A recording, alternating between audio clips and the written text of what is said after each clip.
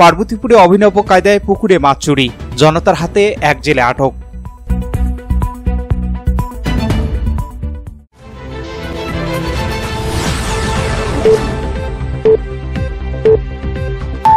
আসসালামু আলাইকুম। এমকে টেলিভিশনের পক্ষ থেকে আপনাদের স্বাগত জানাচ্ছি আমি আশুরা খাতুন নদী।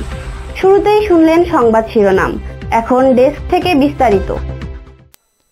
দিনাজপুরে পার্বতীপুরে পুকুরে মাছ চুরি করতে এসে পালিয়ে যাওয়ার সময় মানিক নামে এক জেলেকে আটক করেছে স্থানীয় জনতা।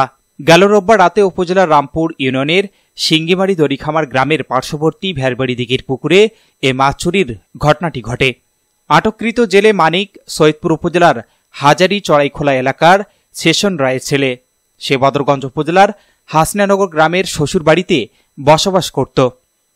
স্থানীয়রা জানান, রোববার রাত 2টার দিকে 5 জনের সংঘবদ্ধ একটি জেলের দল পুকুরের চারপাশে ও ওয়াক্তিয়া মসজিদে থাকা সিসিটিভি ক্যামেরায় কাপড় মুড়িয়ে ভেরভেড়ি পুকুরে জাল নামিয়ে গোপনে মাছ চুরি করছিল।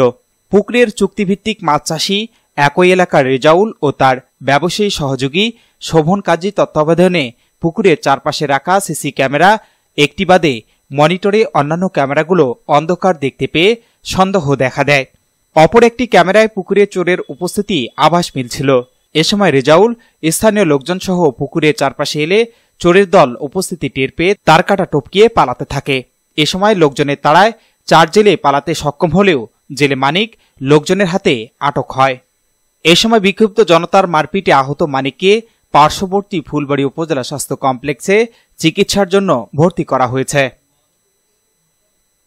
ঘটনার বিষয়ে পার্বতীপুর মডেল থানার অফিসার ইনচার্জ আব্দুল্লাহ আল মামুন জানান, ঘটনার বিষয়টি জেনেছি। চুরি করাও যেমন অপরাধ, কাউকে আঘাত করাও তেমনই অপরাধ। আমরা এসব অপরাধ প্রবণতা দূর করতে কার্যকর ভূমিকা গ্রহণ করছি।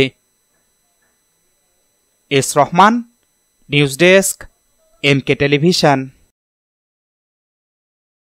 শেষ করছি এমকে টেলিভিশনের সংবাদ। এতক্ষণ সাথে থাকার জন্য সবাইকে অসংখ্য ধন্যবাদ।